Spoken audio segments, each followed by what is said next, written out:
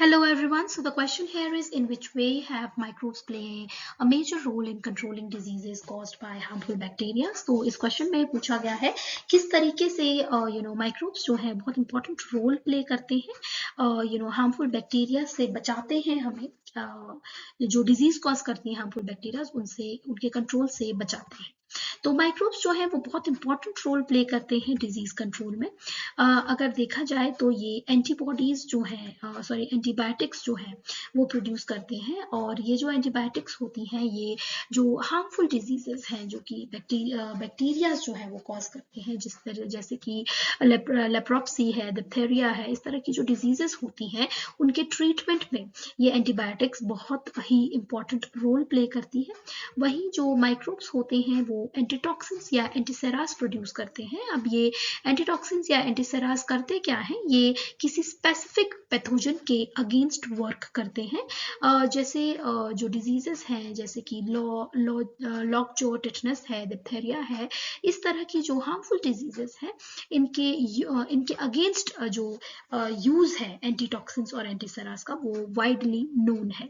वहीं देखा जाए तो जो माइक्रोब्स हैं वो एंटीबॉडीज भी प्रोड्यूस करते हैं, और ये एंटीबॉडीज जो हैं इनमें ऑप्सोनेंस होते हैं या एंटीटॉक्सिन्स होते हैं जो कि जो डिजीज का अकरेंस है, जैसे कि कॉलेरा है, टाइफाइड है, इन डिजीजेस का अकरेंस है या इन्हें इनके अकरेंस को ट्रैक या चेक करते हैं।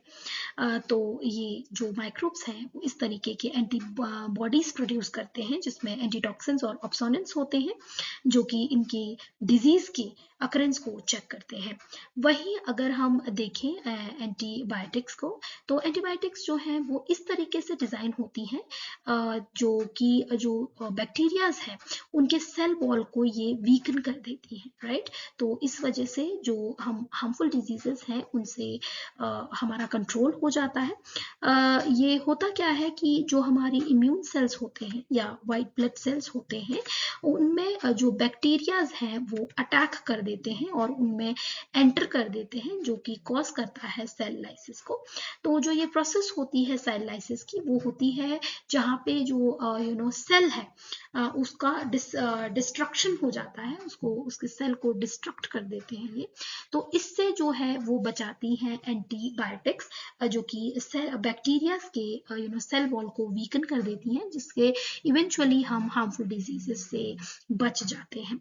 अगर एंटीबायोटिक्स की बात करें तो सबसे कॉमन और वेल नोन जो है वो है पेनिसिलिन, केमिकल पेनिसिलिन। और ये जो पेनिसिलिन है वो पेनिसिलिन नोटेटम जो है वो प्रोड्यूस करता है, और इसका जो काम होता है वो होता है बैक्टीरिया की ग्रोथ को ये इनहिबिट करता है, नेम्ड स्टेफ्लोकोकाई इन द बॉडी।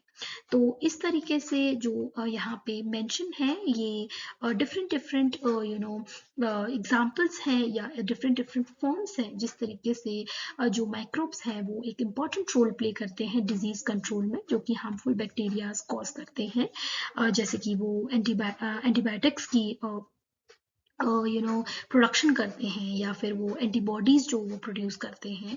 तो डिफरेंट डिफरेंट फॉर्म से वो हमें प्रोटेक्ट करते हैं हार्मफुल डिजीजेस से।